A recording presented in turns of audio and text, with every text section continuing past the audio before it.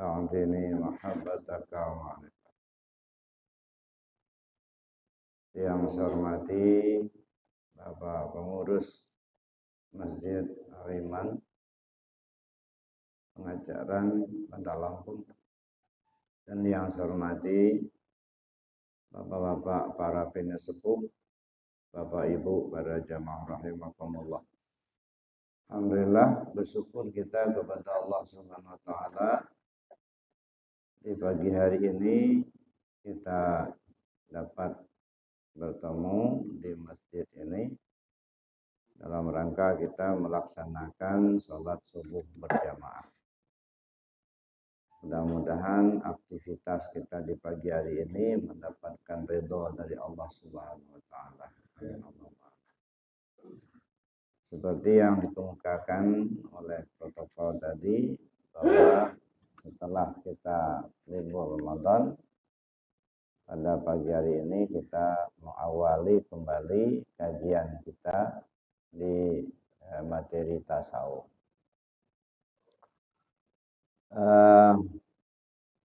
Sebelumnya kita sudah mengkaji tentang tasawuf ini, di mana saya sudah menyampaikan bahwa kajian tasawuf itu ada dua bagian. Ada tasawuf amali yang disebut dengan ilmu. Ada tasawuf nazari yang disebut dengan ilmu ma'rifat. Kedua-duanya itu penting untuk kita pelajari dan kita amalkan. Bedanya kalau tasawuf amali itu ilmu tarekat, itu tidak banyak pemahaman di situ. Yang dipentingkan itu adalah amalan, pengamalan. Jadi belajar tarekat itu yang dipentingkan pengamalan. Karena belajar tarekat itu artinya belajar zikir. Bagaimana cara kita berzikir.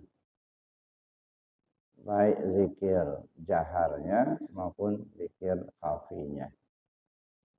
Dan kita sudah pelajari dalam bahasa tarekat sudah talqin zikir. Ya. Jadi belajar tarekat itu tidak hanya diketahui, Pak. Ya. Tetapi diamalkan.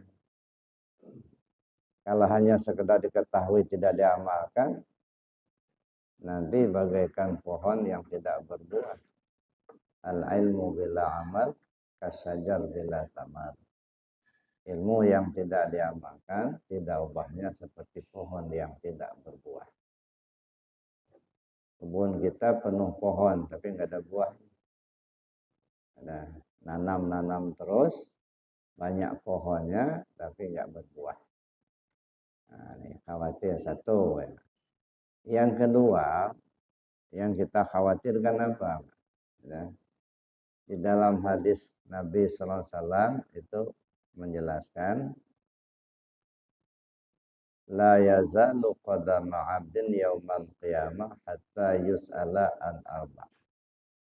An umrihi fima afnahu wa an jismihi fima ablahu wa an ilmihi ma 'amila bih wa an malihi min aina iktasabah wa fima anfaqah. Belum bergeser telapak kaki seorang hamba pada hari kiamat hingga ditanyakan kepadanya 4 macam persoalan. Yang pertama, umurmu kemana kau habiskan? Yang kedua, tubuhmu kemana kau bawa? Yang ketiga, ilmu yang sudah kau pelajari, apa yang sudah kau amalkan? Yang keempat, harta kekayaanmu dari mana kau dapat, kemana kau belanjakan. Nah, ini 4 persoalan ini harus kita siapkan dari sekarang. Umurmu kemana kau bawa, mana kau habiskan. Umur kita ini Katakanlah dari lahir kita sampai kematian nanti adalah masa hidup kita di dunia ini. Kemana saja kau habiskan umur itu. Ya. Kita jangan berpikir umur kita ini sekian puluh tahun, 70 tahun, 80 tahun. Ya. Coba kita sederhanakan berpikirnya. Mengutip apa yang pernah disampaikan oleh Nabi Allah Isa alaihissalam ketika beliau memberikan pengarahan kepada pengikutnya. Umurmu itu, waktumu itu hanya 3 hari saja. Hari yang lalu kau tidak mungkin bisa kembali, hari ke depan belum tentu kau masih hidup. Hari ini yang kau hidup itulah waktu untukmu. Hari ini cuma 3 jam saja. 1 jam yang lalu tidak mungkin akan kembali. 1 jam mendatang belum tentu masih hidup. 1 jam ketika kau hidup itulah waktu untukmu. 1 jam itu cuma 3 menit saja. Menit yang lalu tak akan terulang. Menit mendatang belum tentu milikmu. 1 menit ketika kau hidup itulah waktu untukmu. 1 menit itu diambil 3 detik saja. 1 detik yang lalu tak mungkin akan terulang kembali. 1 detik mendatang belum tentu kau masih hidup. 1 detik ketika kau hidup itulah waktu untukmu. 1 detik itu bukan detikan jam, tapi detakan jantung. Detakan jantung yang lalu tak akan terulang kembali, seindah apapun yang kau alami. Detakan jantung yang akan datang belum tentu kau masih hidup. Ketika jantung berdetak, nafas berhembus, kau hidup, itulah sebenarnya waktu untukmu. Jadi jangan berpikir kita nanti kalau sudah tua nanti baru taubat. Jangankan pikir sudah tua nanti, berpikir besok saja belum tentu masih hidup. Jadi kita untuk mensiasati waktu atau umur yang kita jalani ini, kita berpikirnya setiap detakan jantung, setiap hembusan nafas. Ya, ketika jantung berdetak, nafas berhembus, ingat tidak kepada Allah. Ya, sebab itu sudah diwanti-wanti betul oleh Allah. Ya. Wazkur rabbaka fi nafsik tadarruan wa khifatan wa dunal jahri minal qawli bil ghudwi wal asal wa la takum minal ghafilin. Sebut nama Tuhanmu melalui hatimu dengan rasa rendah diri, rasa takut kepada Allah tanpa bersuara, cukup di hati saja. Bil ghudwi wal asal, pagi, sore, siang, malam, sehat, sakit, lapang, sempit, di darat, di laut, di udara, di mana saja, kapan saja. Wala takum minal ghafilin. Kamu jangan sampai lalai, jangan sampai lupa, jangan lengah. Nah, sampai di sini saja. Coba kita introspeksi diri kita ini. Dari waktu-waktu yang kita lewati, mana yang banyak kita gunakan ingat Allah apa lupa sama Allah. Nggak usah kita berpikir dulu sekian puluh tahun. Dari detakan jantung yang satu ke yang lain, dari detik ke detik, dari hembusan nafas ke hembusan nafas.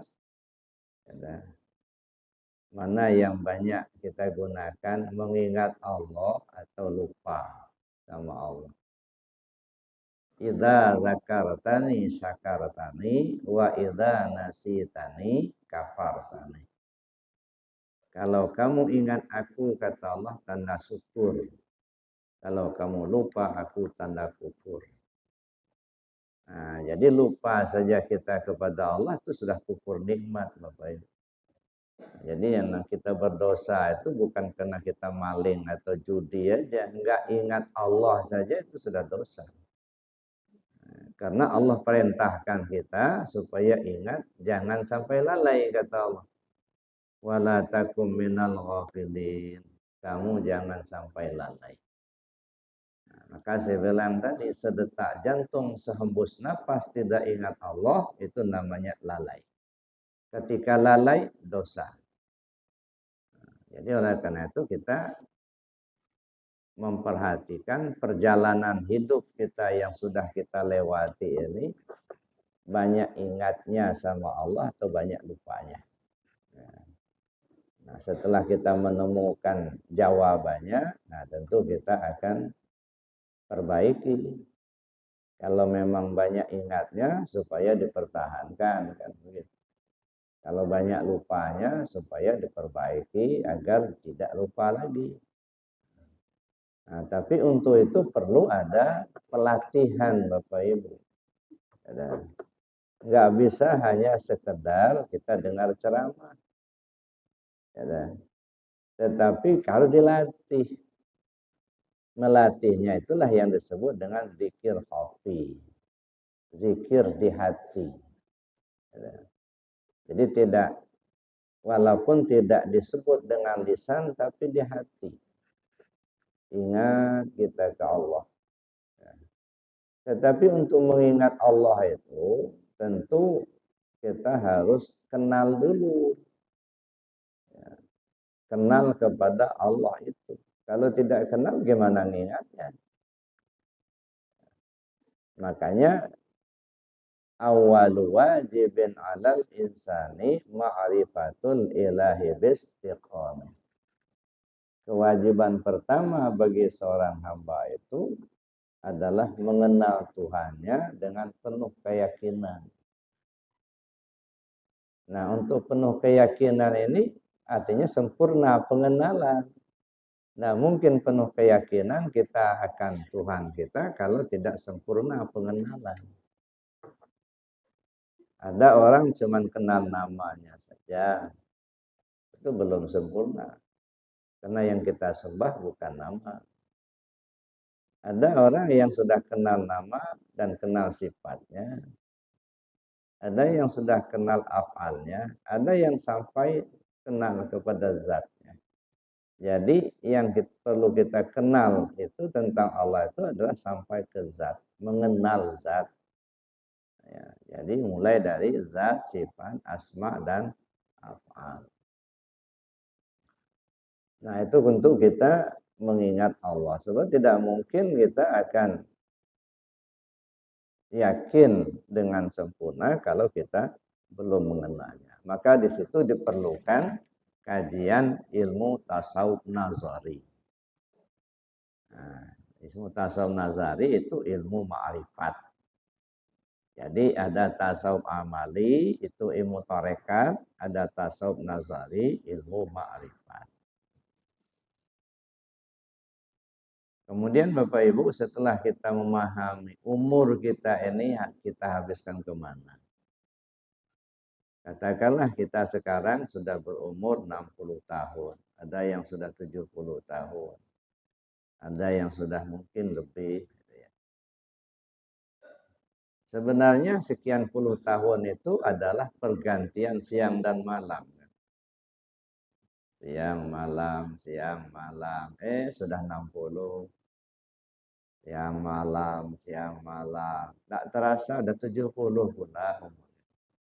Nah, jadi sebenarnya ya dari siang dan malam itu siang malam, gantian siang malam. Ya, nggak tahunya sudah 70 tahun. Siang malam itu di siang hari 12 jam, di malam hari 12 jam. Ya. Jumlahnya ada 24 jam. 24 jam ini diisyaratkan 2 kalimat syahadat. La ilaha illallah hurufnya ada 12, Muhammad Rasulullah hurufnya ada 12. Ya. Jadi 12 tambah 12 ya 24. Jadi mengisyaratkan sehari semalam itu nggak boleh lepas dari 2 kalimat syahadat. Ya. Terus menerus. Nah, di 2 kalimat syahadat nggak boleh lepas. Karena la ilaha illallah itu 12 hurufnya, Muhammad Rasulullah juga 12 hurufnya. Itu mengisyaratkan bahwa kita harus selalu berada dalam 2 kalimat syahadat. La ilaha illallah Muhammad Rasulullah. Lalu kemudian Bapak Ibu yang saya hormati, ketika kita mengkaji tentang 2 kalimat tersebut, ada la ilaha illallah Muhammad Rasulullah, banyak isyaratnya di sana. La ilaha illallah itu ada 4 suku kata, Muhammad Rasulullah 3 suku kata. Nah, jadi itu 7 suku kata. Nah, 7 suku kata ini mengisyaratkan bisa disebut dengan 7 hari dalam sepekan. Jadi setiap harinya kita tidak boleh lepas dari 2 kalimat syahadat. Bisa mengisyaratkan 7 alam. Nah, 7 alam ini yang kita kaji mulai dari alam ahda, alam wahdah, alam wahdiyah, ya, alam ruh, alam misal, alam ajsam, dan alam insan. Ini kajian alam 7. Ya. Kajian alam 7 itu untuk memahami keberadaan diri kita. Siapa sebenarnya diri kita ini? Makanya diperintahkan oleh Allah, "Falyanzuril insanu mimma khuliq." Hendaklah manusia ini memperhatikan tentang dirinya dari apa diciptakan. Nah, ini berarti mengkaji diri. Maka disebut tasawuf nazari tadi. Nah, kalau ini perlu paham, Pak. Nah, kalau di sini perlu dipahami. Jadi tidak banyak pengamalan di sini, tapi dipahami. Nah, makanya ngaji supaya paham. Tapi kalau tasawuf amali, amal Pak. Ya, tidak berarti kita talqin zikir kalau tidak diamalkan. Maka dua-duanya harus sejalan. Jadi tasawuf amalinya kita amalkan, tasawuf nazarinya kita pahami. Zikir, tasawuf amali itu. Dulu pernah kita pelajari tentang zikir, kita talqin zikir. Ada 2 zikir yang sudah kita pelajari, zikir jahar dan zikir khafi. Nah, zikir jahar itu artinya zikir dengan kalimat la ilaha illallah. Itu diamalkan setiap selesai sholat fardu minimal 165. Itu diamalkan apa tidak? Nah, ini kan. Ya. Nah, itu zikir jaharnya, zikir dengan kalimat la ilaha illallah. Dan beramal dengan zikir la ilaha illallah ini merupakan pelaksanaan dari ajaran junjungan kita Nabi besar Muhammad sallallahu alaihi wasallam. Karena dulu Rasul pernah bertanya kepada sahabat, ya, mengatakan kepada para sahabat, jadidu imanakum, kata Rasul kepada para sahabat ketika itu, perbarui iman kalian. Lalu sahabat bertanya, kaifa nujaddidu imanana ya Rasulullah? Bagaimana caranya kami perbarui iman kami ya Rasul? Lalu Rasulullah menjawab, faksiru bizikri la ilaha illallah. Kalian mesti banyak-banyak sebut la ilaha illallah. Lebih banyak lebih bagus. Jangan hanya sedikit ya, apalagi jarang-jarang begitu. Banyak-banyak sebut la ilaha illallah. Kenapa harus banyak-banyak? Supaya lidah kita ini terbiasa. Terbiasa menyebut kalimat la ilaha illallah itu. Kenapa harus terbiasa? Karena kata Nabi SAW, matan nas bima ya'isubi. Manusia mati sesuai kebiasaan. Nah, kalau lidah ini memang sudah terbiasa nyebut la ilaha illallah, insya Allah akan meninggal pun nanti dengan kalimat la ilaha illallah. Kalau masih sehat begini, jarang-jarang nyebut la ilaha illallah. Khawatir, Pak. Ya, enggak timbul kalimat itu. Ya. Kita kepingin husnul khatimah dengan iman kepada Allah, dengan kalimah la ilaha illallah. Tapi masih sehat, jarang-jarang nyebut la ilaha illallah. Khawatir jauh panggang dari api, Pak. Enggak masalah. Harapannya ingin sebut la ilaha illallah supaya husnul khatimah. Tapi ketika sehat begini, jarang-jarang nyebut kalimat itu. Gitu. Kadang-kadang timbul satu, ya, apa namanya, pemikiran. Ada dulu Pak Ustadz, kami di sini udah biasanya. Zikirnya kalau sudah sholat itu, zikir maksur. Subhanallah, subhanallah, subhanallah. Alhamdulillah, alhamdulillah, alhamdulillah. Allah Akbar, Allah Akbar, Allah Akbar. Masing-masing 33. Bagus. Ya. Tapi ada juga yang membiasakan, tidak biasa 33 itu. Yang biasanya singkat aja. Sami'na wa ata'na ufrona karobana wa ilaikal masir. Berkeluar. Nah. Apa cukup seperti itu? Daripada enggak, ya lumayan. Ya kan? Tetapi arahnya kemana? Ini dulu. Jadi kita beramal itu Bapak Ibu. Pertama ta'abudi. Ya, mengikuti apa yang diperintahkan, apa yang dilaksanakan oleh junjungan kita Nabi besar Muhammad SAW. Itu yang utama. Ibadah. Tetapi kan ibadah ini ada tujuan. Tahap bertahap lah begitu. Kalau kita sebut misalnya subhanallah, subhanallah. 33. Alhamdulillah, alhamdulillah. 33. Allah Akbar, Allah Akbar, Allah. 33. Nah, ini setiap selesai sholat, kita dianjurkan oleh junjungan kita, Nabi besar Muhammad SAW, untuk berzikir seperti itu. Fi kulli duburi sholat. Setiap selesai sholat. Nah, tapi zaman sekarang ini agak jarang-jarang Pak mendengar yang begitu itu. Ya. Yang banyak itu tadi sami'na wa ata'na, udah. Merasa sudah cukup dengan begitu gitu ya. Pertanyaannya, kenapa harus berzikir dengan 3 macam itu? Subhanallah, alhamdulillah, Allahu akbar.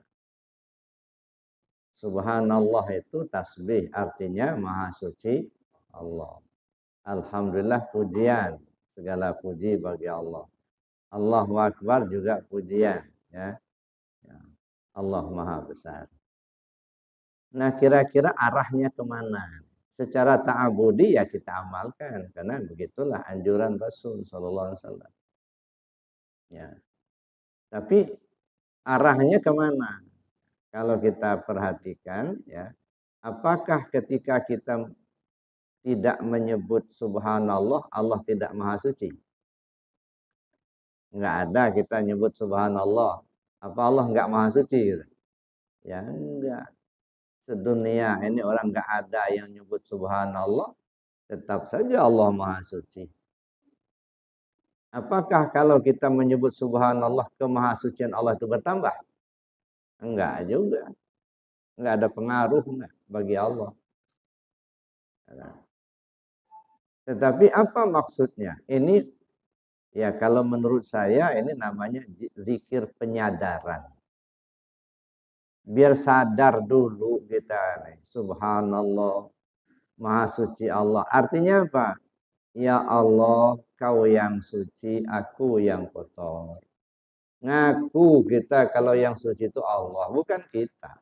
Kita ini kotor, banyak dosa, banyak nggak tahu, banyak bodohnya. Ya, Subhanallah, Subhanallah, Subhanallah. Ya Allah, kau yang suci, aku yang kotor. Kau yang suci, aku yang kotor. Nah, setelah kita sadar ya bahwa kita ini kotor, banyak dosa, banyak nggak tahu, tidak mengenal Allah dengan sempurna, baru nama kita tahu. Zat sifat asma dan af'alnya belum sempurna kita kenal. Kan nggak tahu. Ya, bagaimana kita mau kembali kepada Allah? Kita masih dalam kan kotor, zulmah, gelap. Ya, banyak nggak tahunya. Sedangkan kita kepingin betul kembali kepada Allah. Dan itu perintah. Ya. Inna lillah wa inna ilaihi raji'un. Datang kita dari Allah, mesti pulang ke Allah. Disebut tidak selamat kalau tidak kembali ke Allah. Nah, yang namanya orang selamat itu kan dari mana dia datang, ke situ dia pulang. Datangnya dari Allah, mesti pulang ke Allah. Kalau tidak pulang ke Allah, ya nggak selamat. Khawatirnya gentayangan nanti. Kita kepingin selamat, maka kita selalu berharap supaya husnul khatimah. Selamat pulang ke Allah. Tapi kan Allah itu kan maha suci. Innallaha ta'ala thayyibun la yaqbalu illa thayyiban. Allah Ta'ala itu maha bagus, maha indah, maha suci. Dia tidak akan terima kecuali yang suci juga. Ya. Allah itu maha suci. Karena dia maha suci, dia tidak menerima kecuali yang suci. Sedangkan kita ngaku masih kotor. Banyak dosa, banyak enggak tahunya. Ibadah kita sedikit, dosanya yang banyak. Sedangkan kita kepingin kembali ke Allah dan mesti kembali. Tapi gimana mau kembali?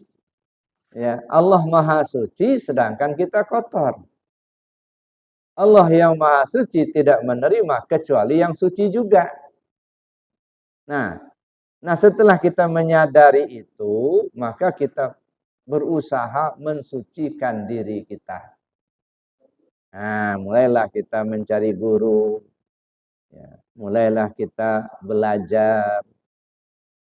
Mulailah kita menambah amaliyah, riyadhah, memperbanyak zikir. Maka terus yang saya katakan, zikir itu bukan kewajiban. Ya. Kan orang kadang-kadang berpikirnya gimana kalau sudah talqin, apa enggak berdosa kalau tidak diamalkan. Ini bukan persoalan berdosa tidak berdosanya. Bapak butuh apa enggak gitu. Itu masalahnya. Untuk kembali ke Allah itu butuh apa enggak? Ya. Jadi bukan persoalan berdosa tidak berdosanya. Kalau tidak mengamalkan zikir, walaupun belum ditalqin tetap berdosa, Pak. Kalau sudah talqin kan sudah tahu caranya. Kalau belum talqin belum tahu caranya, itu aja. Tapi kalau persoalan berdosa, walaupun enggak ditalqin, kalau enggak zikir enggak tetap berdosa. Nah, makanya kita perlu belajar kepada yang ahlinya. Supaya kita tahu cara berzikirnya, lalu kemudian kita amalkan, akhirnya kita berharap bisa kembali kepada Allah dengan sempurna. Jadi Bapak Ibu yang saya hormati, ya, zikir itu bukan kewajiban saya bilang tadi, tetapi kebutuhan. Nah, makanya orang nggak mengamalkan, merasa nggak butuh. Udah talqin zikir tapi nggak diamalkan. Kenapa? Ya dia nggak butuh. Makanya dari zaman dulu, Pak, kalau nggak diminta, ya nggak mau orang nalkin zikir. Kalau nggak diminta. Ya. Kenapa? Karena itu tadi, udah talqin zikir nggak diamalkan. Ngasihkan intan berlian kepada yang nggak paham intan berlian.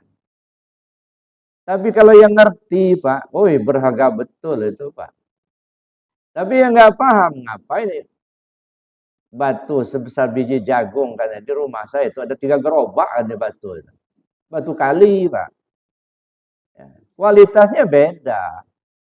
Nah, tapi karena nggak paham tadi dan merasa memang tidak membutuhkan, gitu ya, ya akhirnya nggak diamalkan. Maka saya bilang kalau nalkin, ya orang mendapatkan zikir ini, ya zikir tarekat itu dikatakan murah, sangat murah. Dikatakan mahal, sangat mahal. Kenapa dikatakan murah, sangat murah? Ya nggak pakai biaya. Jalan aja dari rumah, datang ke masjid sholat, ada guru nalkin, nalkin. Kan nggak pakai biaya. Kadang-kadang datang ke tempat guru, misalnya mau talqin zikir, dibonceng teman pula. Atau jalan kaki, nggak pakai biaya. Dapat. Murah kan. Dikatakan mahal, sangat mahal. Banyak orang punya duit miliaran, tapi nggak menemukan zikir itu, Pak. Duitnya banyak.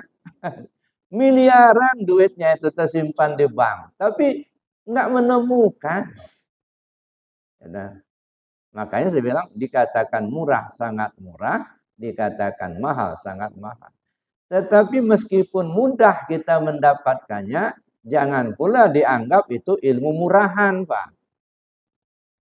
Bukan, itu bukan ilmu murahan. Ilmu yang mahal bagi yang paham. Kalau yang nggak ngerti ya sudah itu tadi. Lewat aja. Dikatakan jauh, sangat jauh. Dikatakan dekat, sangat dekat. Kenapa? Dikatakan jauh, sangat jauh. Ada orang sudah umur 90 tahun, Pak. Bayangkan aja berjalan di muka bumi 90 tahun. Belum ketemu zikir. Kan jauh jalannya itu. Masya Allah. Ya. Umur sudah 70 tahun, 80 tahun, 90 tahun. Belum ketemu. Tapi ada yang belasan tahun sudah rajin mengamalkan. Itu anak-anak kita di pondok, Pak. Ya. Di Pondok Arafah ini kan dari tahun yang lalu kita buka SMP. Ya, artinya anak-anak tamat SD. Kira-kira umurnya 13 tahun. Sekarang baru berjalan semester kedua. Ya, baru umur 13 tahun lah mereka. Tapi alhamdulillah, setiap selesai sholat, gemuruh zikirnya di masjid itu. Di Arafah itu. Ya. Khataman, mereka sudah bisa memimpin khataman. Kemarin saya suruh, kan pengajian. Ya, bapak-bapak kan pengajian, malam Senin fikihnya, malam Selasa tauhidnya, malam Rabu tasawuf 1, malam Kamis tasawuf 2. Kadang saya suruh anak-anak itu mimpin khataman. Baru 6 bulan, Pak, sudah lancar khataman. Umur 13 tahun. Ya. Kita umur berapa hari ini? Sudah lama talqin zikir. Jangankan hafal khataman, ngamalkan zikir, silsilah saja belum hafal. Kenapa? Karena merasa nggak butuh tadi. Ya, bukan bodoh, bukan. Pintar-pintar kok. Cuman merasa nggak butuh. Makanya nggak ada upaya untuk mengamalkan itu. Ya, maka saya bilang, ikhwan TKN, amaliyah pokoknya ada 4. Ya, itu amaliyah pokok ikhwan TKN. Pertama, zikir jahar diamalkan setiap selesai sholat fardu. Minimal 165. Kalau darurat boleh 3 kali saja, tapi sore atau malamnya diqadha. Itu satu. Yang kedua zikir khafi. Terus menerus hati itu diisi dengan zikir khafi. Yang ketiga khataman, minimal sekali dalam sepekan. Minimal. Kalau bisa tiap malam. Yang keempat manakib, minimal sekali sebulan. Ini amaliyah ikhwan TKN. Nah, kalau nggak dilaksanakan berarti nggak jalan kan? Amaliyahnya nggak jalan. Nah, jadi jangan sampai kita hanya ngumpulkan pengetahuan tapi tidak kita laksanakan. Nanti jadi bumerang. Ya. Akan ditanya nanti, belum bergeser telapak kaki seorang hamba pada hari kiamat, hingga ditanyakan kepada 4 persoalan. Umur kemana kau habiskan, tubuhmu kemana kau bawa, ilmumu apa yang sudah kau amalkan, harta kekayaanmu dari mana kau dapat, kemana kau belanjakan. Nah, jadi Bapak Ibu yang saya hormati, itu tentang amaliyah tarekat atau tasawuf amali. Ya, kita butuh. Nah, makanya tadi saya katakan, kenapa subhanallah, alhamdulillah, Allah Akbar. Karena penyadaran, sadar dulu kita bahwa kita ini betul-betul ingin kembali ke Allah. Bukan persoalan dapat pahala, bukan persoalan surga, bukan. Ya. Sering saya katakan, kalau pahala itu otomatis. Tidak diminta, pasti dikasih. Karena sudah janji Allah. Wa may ya'mal misqala dzarratin khairan yara wa may ya'mal misqala dzarratin syarran yara. Ya sudah, asal berbuat pasti dapat. Makanya dosa dan pahala itu adalah sebab akibat. Karena kita gunakan anggota tubuh kita ini untuk berbuat baik, maka kita dapat pahala. Anggota tubuh ya zahir kan 8. Mata, telinga, hidung, mulut, tangan, kaki, perut, dan kemaluan. Kita gunakan untuk yang baik, dapat pahala. Melihat yang baik, dapat pahala. Ngomong yang baik, dapat pahala. Gitu ya. Tangan berbuat yang baik, dapat pahala.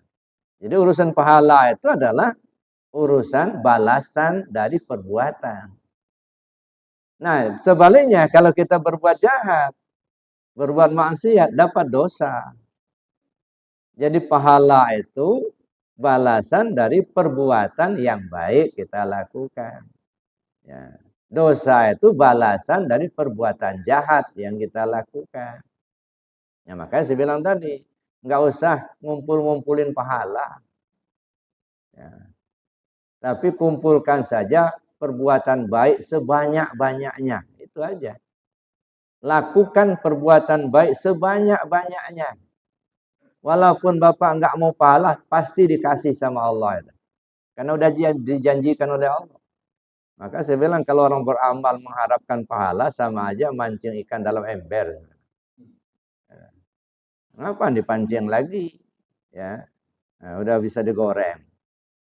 Nah, kalau mau mancing, pancinglah ikan yang masih liar, yang masih di kolam, yang di kali, yang di laut, itu masih liar itu. Nah, dalam ibadah apa yang liar? Ridho Allah masih liar itu. Nah, itu perlu diminta itu, Pak. Mudah-mudahan amal ibadah kita mendapatkan ridho dari Allah. Mudah-mudahan apa yang kita pelajari mendapatkan ridho Allah. Nah, itu penting. Kenapa? Karena enggak semua amal kita langsung mendapat ridho. Belum tentu, Pak. Ya, tunggang-tunggilah kita ibadah semalam suntuk. Apa sudah ada jaminan dapat ridho Allah? Belum tentu. Sangat boleh jadi kita bersedekah yang sedikit, justru itu yang diridhai Allah. Nah, itu maka masih liar. Artinya nggak ada jaminan setiap amal kita langsung diridhai Allah, belum tentu. Ya, akan ada ceritanya. Ada seorang abid. Ya, ini rajin betul ibadahnya. Saking rajinnya ibadah, Pak, sejadahnya batu. bukan kain lagi, batu sejadahnya. Selalu digunakan untuk ibadah. Sampai-sampai batu itu cekung, Pak. Yang tentang dahinya sudah cekung, tentang lututnya sudah cekung, batu itu. Ya. Karena digunakan untuk ibadah, sholat. Nah, kita nggak bisa ngebayang ya berapa rakaat sholatnya itu. Sudah cekung batunya karena digunakan untuk ibadah itu. Giliran mau mati, gitu, datanglah Israel. Orang ini tanya, Israel kamu datang ke saya untuk menjemput saya apa untuk silaturahim? Saya diperintahkan Allah untuk menjemput kamu. Kata orang ini, Israel, sebelum kau mencabut nyawa saya, coba tanyakan dulu kepada Allah. Kalau saya mati di surga tingkat berapa tempat saya? Udah yakin betul mau masuk surga. Langsung dijawab oleh Allah. Kalau kamu sudah mati, tempat kamu neraka tingkat 7. Protes orang ini. Ya Allah, kenapa tempat saya neraka tingkat 7 sedangkan saya rajin ibadah? Kata Allah, kamu ibadah bukan karena aku, karena surga aku. Surga itu makhluk aku, kamu nggak kenal aku nggak? Jadi bukan menuju aku, bukan. Tapi menuju surga. Surga itu makhluk. Pemberianku. Nah ini makanya saya bilang tadi. Ya, mesti kita tanamkan di hati kita ini. Ilahi anta maksudi. Ya Allah, kau yang kutuju. Nggak nuju-nuju yang lain, nggak. Udah belajar zikir, udah rajin ibadah kita. Rahmat Allah bercucuran. Alhamdulillah. Rajin zikir, rajin ibadah. Tapi malah usaha bengkrut. Umpama. Jabatan non-job. Itu bukan tujuan. Itu hanya sekedar pemandangan di perjalanan menuju Allah. Mau ada rahmat syukur. Kalaupun diuji pun kita sabar. Ya, bukan itu tujuan. Tujuannya untuk kembali kepada Allah. Ilahi anta maksudi. Ya Allah, kau yang kutuju. Makanya sering saya katakan, ilahi anta maksudi waridho kamatlubi. Ini rel dalam beribadah. Ibarat kereta api, kalau lepas dari relnya terguling, Pak. Ilahi anta maksudi waridho kamatlubi. Ya Allah, kau yang kutuju, ridhomu yang kuharapkan. Ya udah itu aja. Mau dikasih seperti apa terserah, asal Allah ridho gitu. Jadi kita tidak memaksakan kehendak kita kepada Allah, tapi kita ikhlas menerima ketetapan Allah. Maka saya bilang ini bukan lagu wajib, ya, tetapi rel dalam beribadah ya, menuju Allah. Dan ini harus tertanam dari sekarang. Kenapa harus tertanam dari sekarang? Khawatir angan-angan yang kita tanam semasa hidup akan terbawa-bawa sampai mati. Kalau yang diangan-angankannya Allah, apapun godaan nanti nggak akan mau kita ikuti karena yang kita angan-angankan ya Allah begitu. Tapi kalau yang diangan-angankan surga aja bidadari, khawatir atau gelincir, Pak. Nanti di perjalanan ada gadis-gadis cantik nih, manggil-manggil. Pak, sini Pak katanya. Kami bidadari yang Bapak cari katanya. Karena memang nyari-nyari begitu gitu. Ya. Harap-harap bidadari seperti itu. Ikut sama mereka. Ini benar ada bidadari cantik-cantik ini. Ikut sama mereka. Ya, begitu ngikut, gelincir Pak. Jadi kuntilanak nanti. Enggak jadi sampai ke Allah. Nah, jadi itu Bapak Ibu yang saya hormati, itu arahnya ke sana. Jadi makanya saya bilang tadi, amalan. Laksanakan amalia itu. Nah, lalu setelah kita melaksanakan amalia, Ya, karena kita sudah ada kesadaran tadi, Allah yang suci, kita ini kotor, maka kita belajar. Ya, kita kerahkan segala kemampuan. Kerahkan waktu, kerahkan pikiran, kerahkan harta untuk mencari guru. Supaya kita bisa ma'rifat kepada Allah, mengenal Allah. Jangan nunggu, Pak. Nggak ada orang yang bisa menyelamatkan diri kita kalau kita tidak menyelamatkan diri kita sendiri. Ya. Jangan nunggu. Ya. Khawatir timbul penyesalan nanti. Nah, oleh karena itulah kita belajar, cari guru. Setelah kita mendapatkan guru, mendapatkan pengetahuan, sehingga kita bisa dekat dengan Allah, bisa mengenal Allah, artinya kita sudah mendapatkan. Lalu kita ucap alhamdulillah, alhamdulillah, alhamdulillah, alhamdulillah, kan gitu. Ini sudah mendapat. Setelah kita mendapat, lalu kita apakan? Laksanakan. Jangan hanya didapat tapi tidak dilaksanakan. Nah, setelah kita laksanakan apa? Allahu Akbar, Allahu Akbar, Allahu Akbar, Allahu Akbar. Ya.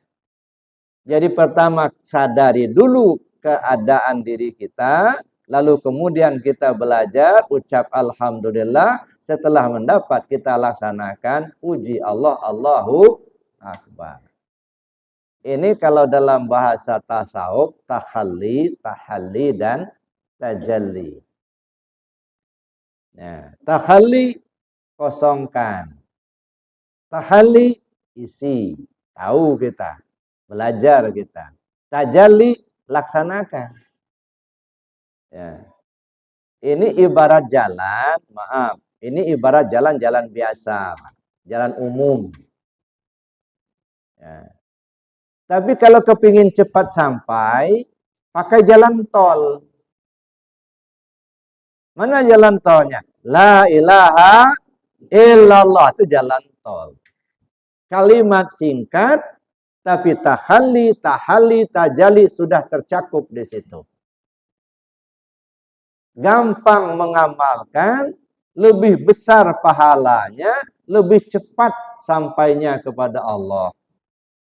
Nah, makanya setelah selesai sholat, walaupun tidak disebut subhanallah, alhamdulillah, Allahu akbar, langsung la ilaha illallah, enggak masalah. Kenapa? Karena sudah tercapai tujuannya tahalli dan tajalli. Maka saya bilang tadi, kalau subhanallah, alhamdulillah, Allahu akbar, itu ibarat jalan biasa, jalan umum. Dan itu prosesnya masih panjang. Karena setelah subhanallah, sadar kita akan keadaan kita, lalu kemudian kita mendapatkan guru, kita belajar, lalu kemudian kita laksanakan, masih panjang perjalanan. Tapi dengan kalimat la ilaha illa Allah. La ilaha illallah. Sekali menyebut langsung terbang menuju Allah bagi yang paham. Ya, makanya sering kita sebut afdalud dzikir fa'lam annahu la ilaha illallah. Kan sering kita sebut itu. Apalagi kalau riungan. Afdalud dzikir fa'lam annahu la ilaha illallah. Cuman kadang-kadang kita nyebut kalimatnya aja. Kita lupa memahaminya. Dzikir yang paling agung.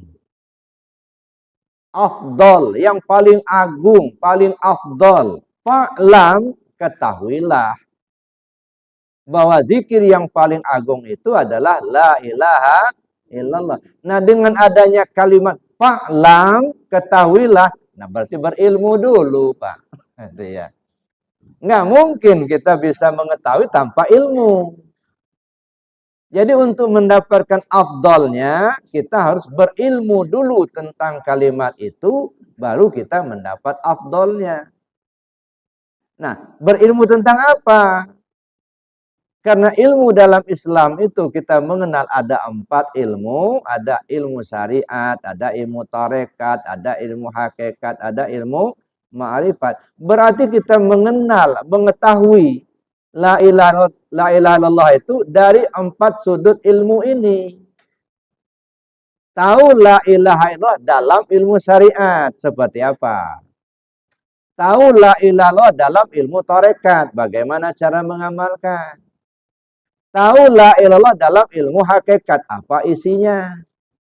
Tahu la ilaha illallah dalam ilmu ma'rifat, bagaimana memakainya? Baru dah dapat afdolnya gitu. Ini kan enggak cuma diucap-ucap aja, tapi enggak pernah kita pahami sehingga tidak terlaksanakan dalam hidup kita gitu.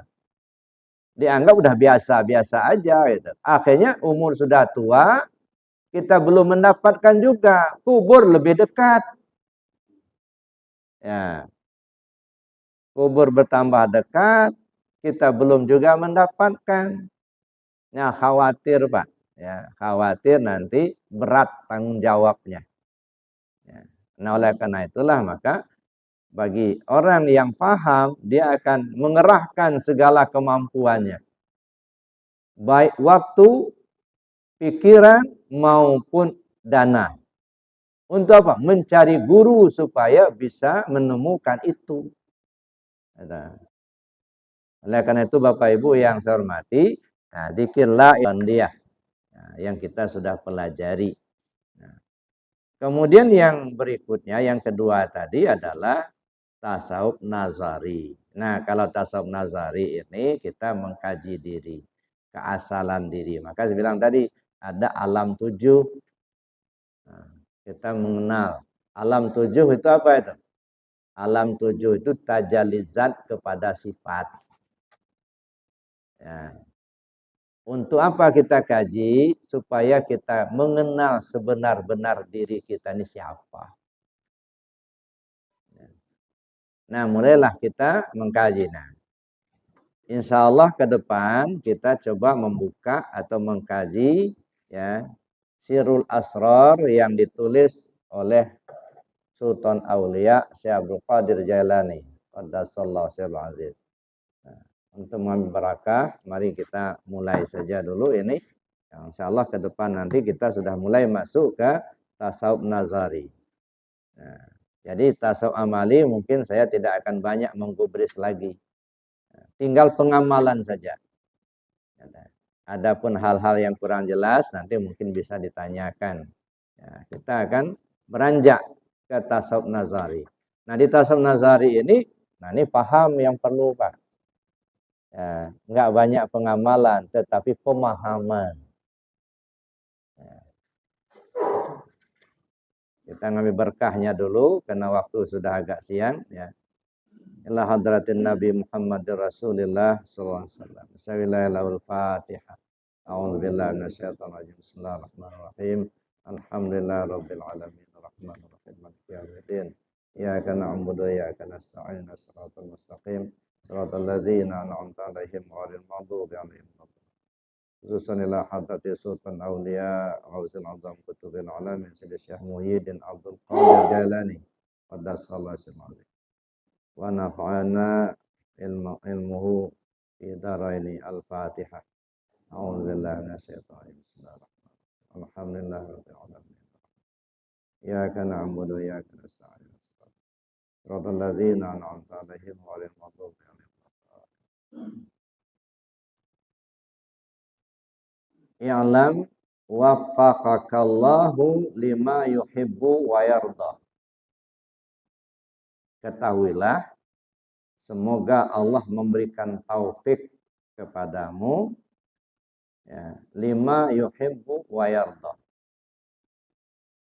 Kepada segala yang dicintai dan diridhai Allah. Jadi semoga Allah memberikan taufiknya kepada kita semua tentang apa yang dicintai Allah dan apa yang diridhai oleh Allah. Lama khalaqallahu ta'ala ruha Muhammad. Ketika Allah menciptakan ruh Muhammad awalan, pertama kali.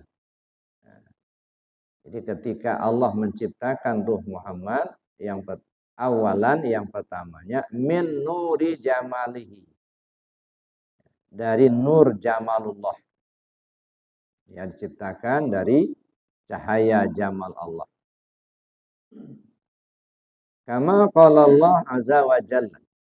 Sebagaimana firman Allah, "Khalaqtu ruha Muhammad min nuri wajhi." Saya ciptakan ruh Muhammad dari cahaya zatku. Kama qala Nabi sallallahu alaihi wasallam, sebagaimana apa yang telah disebutkan disampaikan oleh Rasul sallallahu alaihi wasallam, awwalu ma khalaqallahu ruhi. Yang pertama kali diciptakan Allah itu adalah ruhku, kata Rasul. Wa awwalu ma khalaqallahu nuri. Yang pertama kali diciptakan Allah adalah nurku. Wa awwalu ma khalaqallahul qalam. Pertama kali diciptakan Allah adalah al-qalam. Wa awwalu ma khalaqallahul aql. Pertama kali diciptakan Allah adalah akal. Fal muradu minha syai'un wahidun. Maksud dari semuanya itu adalah satu saja, sama. Kadang-kadang disebut ruh Muhammad, disebut juga nur, ya, nur Muhammad atau nur zat. Ya. Kemudian disebut juga apa namanya, qalam, disebut juga akal. Itu semuanya satu sebenarnya, sama. Makanya fal muradu minha syai'un wahidun. Jadi maksud dari semuanya itu adalah sama, satu. Wawal hakikatul Muhammadiyah. Itu hakikat Muhammad. Ya. Ini berawal dari alam 7, saya katakan tadi. Alam 7, alam ahdah. Pertama, alam ahdah itu artinya lingkaran kosong. Ini lambangnya ibarat lingkaran kosong. Apa maksudnya itu? Sebelum ada sesuatu. Aras, kursi, bulan, bintang, langit, bumi, bulan, matahari, makhluk belum ada. Ya, belum ada segala sesuatu. Awal akhir pun belum ada. Itu yang disebut alam ahdah. Atau disebut lingkaran kosong. Ya. Kalau bahasa Padangnya sabulun alun baralun. Sebelum segala sesuatu ada. Nah, ketika itu, apa kata Allah dalam hadis kursi? Ana kanzan makhfiyah. Fa uhibbu an u'rafa. Fa khalaqtul asya liya'rifuni. Saya ini, kata Allah, perbendaharaan yang tersembunyi. Saya suka untuk dikenali. Maka aku ciptakanlah makhluk supaya mereka mengenal aku. Nah, ini di awal. Jadi pada saat itu, ya, ana kanzan makhfiyah. Fa uhibbu an u'rafa fa khalaqtul asya liya'rifuni. Saya ini perbendaharaan yang tersembunyi. Saya suka untuk dikenali dan karenanya aku ciptakan makhluk supaya mereka mengenal aku. Maka tugas utama kita itu adalah mengenal Allah itulah. Maka Nabi SAW ketika menyampaikan dakwah agama, yang pertama kali disampaikan tentang pengenalan kepada Allah. 13 tahun Pak berdakwah di Mekah, itu yang disampaikan itu tentang akidah. Pengenalan kepada Allah. Belum amaliyahnya, belum. Urusan ibadahnya belum. Ya, baru masuk kepada akidah. Nah, ini yang perlu pertama. Ya, itu yang pertama.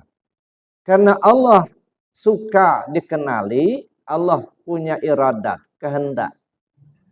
Ya, menciptakan makhluk. Lalu muncullah yang disebut dengan alam wahdah. Ini alam yang kedua. Dalam bahasa tasawuf ini disebut nuqtoh satu. Nuqtoh awal. Atau disebut penampakan kali pertama. Nah, itu tajalli awal. Ya, yang disebut alam wahdah. Atau disebut juga nur zat. Nah, mulailah menampakkan diri dalam nur zat. Nah, setelah itu lebih jelas lagi penampakan kali kedua menjadi Nur Muhammad atau disebut alam wahdiyah. Jadi ahdah, wahdah, wahdiyah. Ya, kalau wahdah zatul haq atau sering disebut zatul buhti. Ya, dari zatul haq mentajalikan dirinya dalam nur zat. Ini penampakan kali pertama. Atau disebut noktah satu. Lalu kemudian penampakan kali kedua, itu yang disebut dengan noktah sani. Atau disebut Nur Muhammad. Dari Nur Muhammad lebih memperjelas lagi yang disebut Ruh Muhammad. Maka sudah berada di alam arwah. Nah, di alam arwah itulah kemudian kita menerima amanah. Inna aradnal amanata 'ala samawati wal ard, kata Allah. Aku ingin serahkan sebuah amanah penting kepada kalian. Ini khitabnya kepada semua ruh ketika itu. Semuanya menolak semua. Wa hamalahal insan. Maka makhluk yang bernama manusia menyatakan kesanggupannya. Nah, karena manusia sudah menyatakan kesanggupan untuk menerima amanah penting itu, maka diserahkanlah amanah penting itu kepada makhluk yang bernama manusia. Nah, setelah diserahkan, apa dibiarkan? Enggak, diuji. Benar enggak kalian ini bisa amanah, ya, menjaganya? Apa tugas kita tentang amanah yang satu ini? Ada 4. Pertama, kita wajib mengenalnya. Yang kedua, wajib menjaganya. Yang ketiga, wajib memujinya. Dan yang keempat, wajib mengembalikannya. Ini tugas yang harus diemban. Ini ujian yang diberikan Allah kepada makhluk yang bernama manusia tadi. Dalam rangka itulah maka diturunkanlah manusia ini ke tingkat yang lebih rendah. Mulailah terciptanya Adam alaihissalam. Turunlah Adam ke bumi. Untuk apa? Memperbanyak penanggung diri rahasia. Ya, memperbanyak penanggung diri rahasia. Turunlah alam Adam, Nabi Allah Adam alaihissalam ke bumi. Nah, sehingga lahirlah anak-anak cucu daripada Nabi Allah Adam alaihissalam. Nah, supaya apa? Supaya dapat mempertanggungjawabkan amanah penting tadi, turun satu persatu. Nah, mulailah kita di alam ruh dulu, ya, di alam arwah dulu. Ruh kita disebut Ruhul Kudus, dibalut dengan pakaian Kudusiyah. Nah, ini balut pakaian lapis pertama. Lalu turun lagi kita ke alam yang berikutnya, yang disebut dengan alam Jabarut. Di alam Jabarut, ruh kita sudah berganti nama. Namanya ruh sultani. Dibalut dengan pakaian lapis kedua. Namanya pakaian sultaniyah. Turun lagi ke alam berikutnya yang disebut alam malakut. Ruh kita berganti nama. Yang disebut dengan ruh ruhani. Maka dibalut dengan pakaian lapis ketiga. Namanya pakaian ruhaniyah. Turun lagi kita ke alam nasut, alam bumi sekarang ini, ya, ruh kita berganti nama disebut dengan ruh jismani.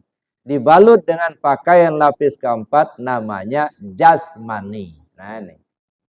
Jadi jasmani ini pakaian di bumi, Pak, sangkar. Ya, jangan terkecoh. Banyak orang terkecoh, Pak, mengutamakan sangkar tapi tidak memperhatikan penghuni sangkar.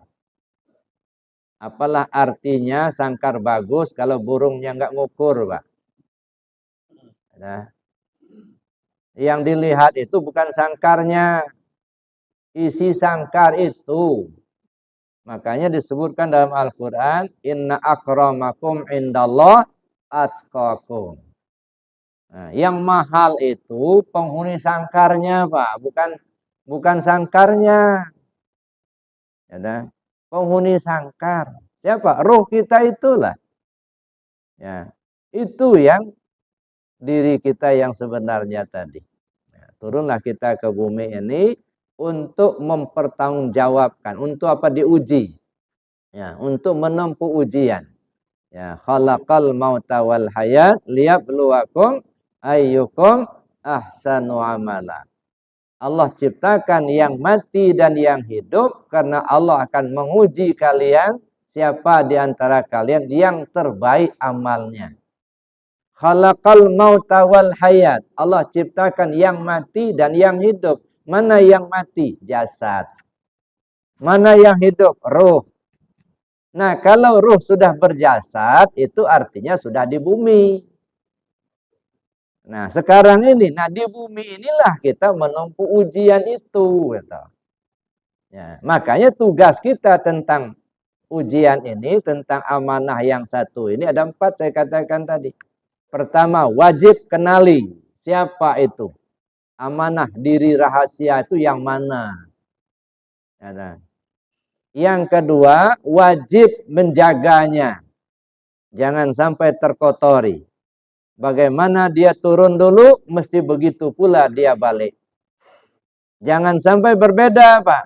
Ya, turunnya cantik-cantik, tampan-tampan, ya. Baliknya udah piot-piot,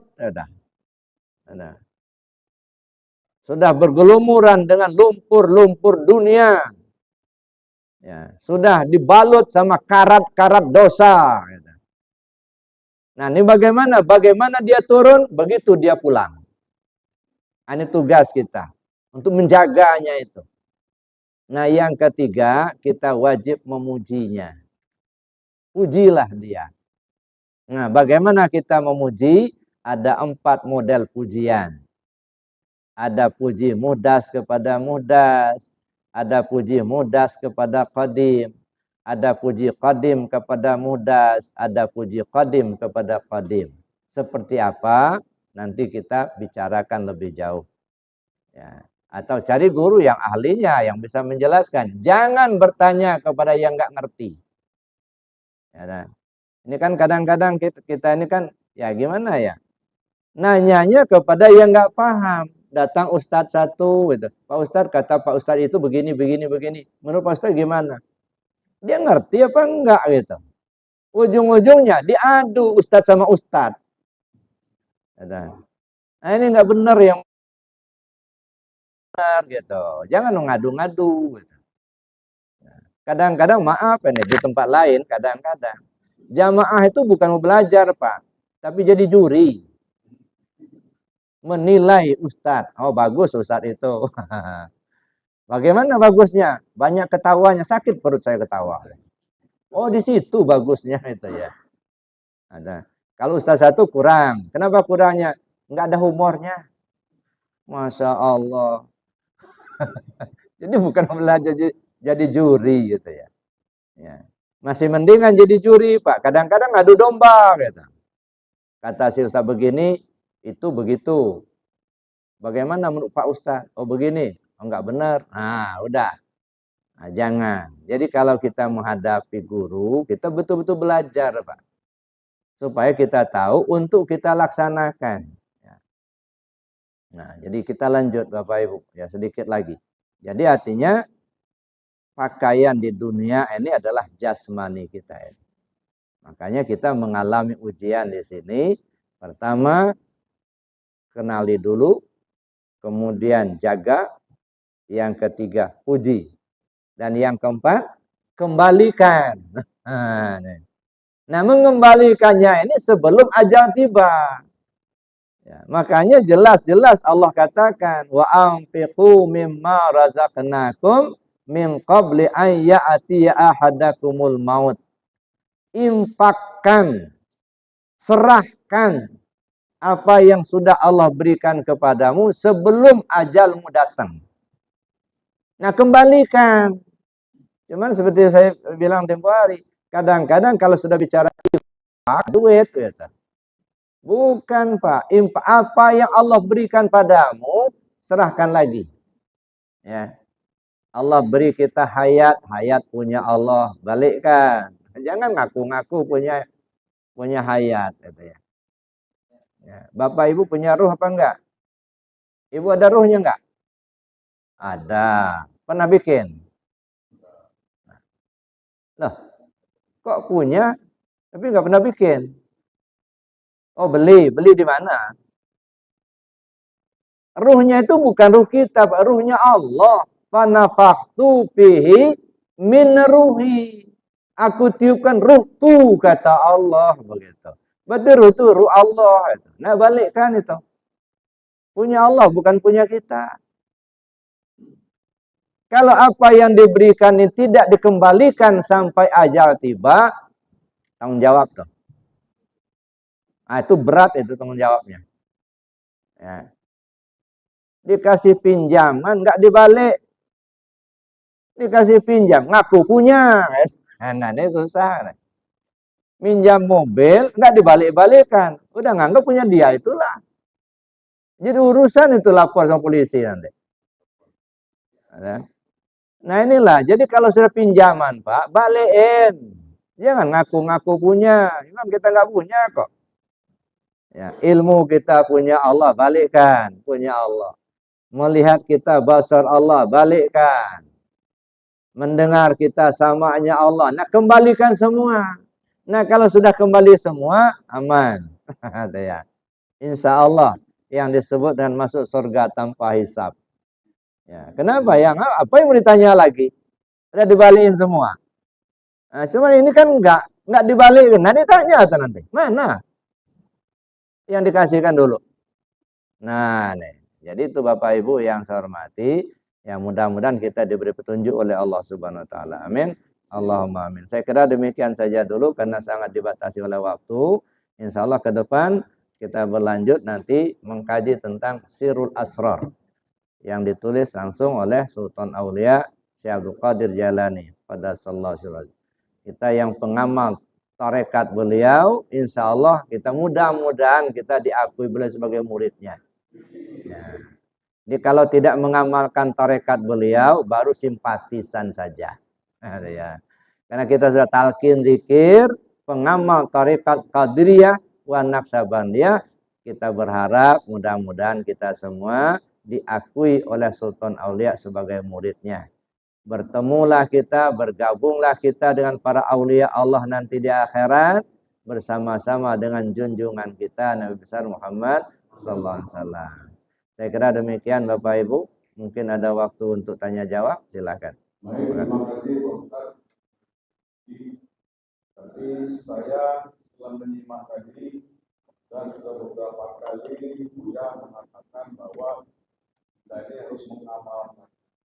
Jadi saya ada pemikiran khususnya kepada Pak Sendiri, Pak Korulus dari Tarik dan Peribadatan untuk menindaklanjuti apa yang dibilang secara kuliah tadi, masalah untuk mengamalkannya, paling tidak juga ada khataman, ada manakib.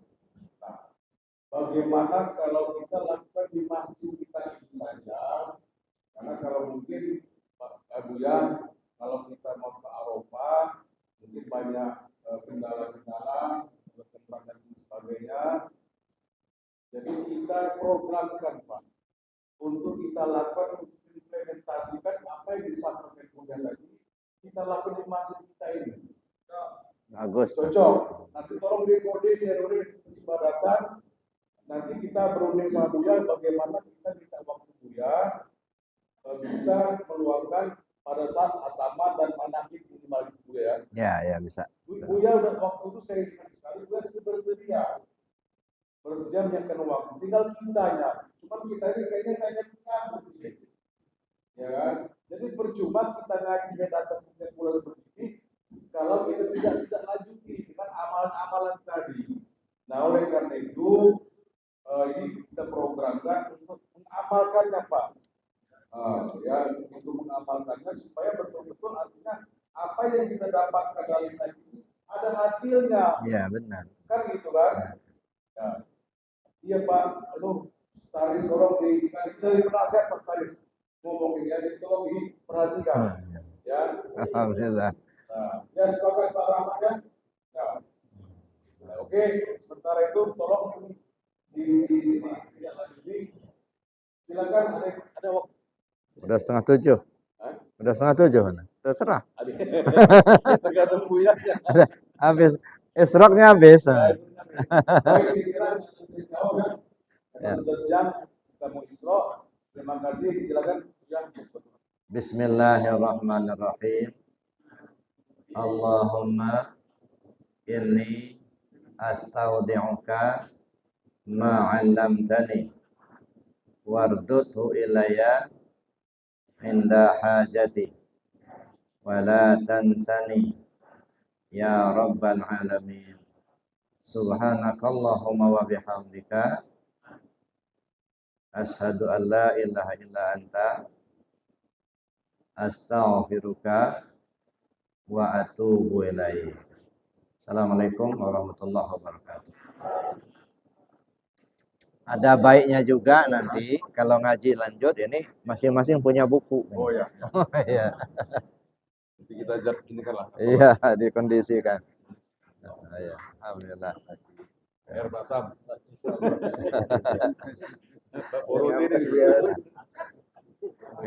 Ini. Minta maaf kalau agak keras dikit ini. Ya, terima kasih udah Ya, memberikan. alhamdulillah. Makasih ya. Mudah-mudahan sehat terus. Ya, gitu amin. Amin. Ya. Panjang umur. Ya. Ya, alhamdulillah. Ya, alhamdulillah. Mas sehat.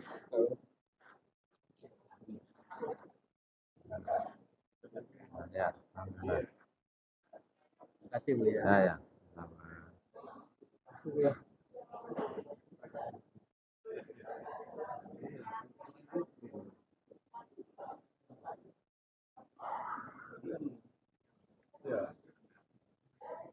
Ya, Rabu besok di Asatar Bu ya, di bawah. Di mana? Di bawah Al Jihad itu. Hah? Tapi yang masih Asatarnya yang di bawah. Oh, Asatar. Sebelum naik. Oh, gitu. Jadi Al-Jihad enggak? Enggak, dipindahin gitu. Kenapa bapaknya cuma dipindahin ke bawahnya katanya gitu. Oh, gitu. Ya, alhamdulillah. Rabu besok. Lebih dekat itu. Mobil supaya parkir lebih luas. Ada orang ya. Iya, iya. Ya udah saya bilang Ya. kita ke Bu ya. Ya, insyaallah. Ya, makasih.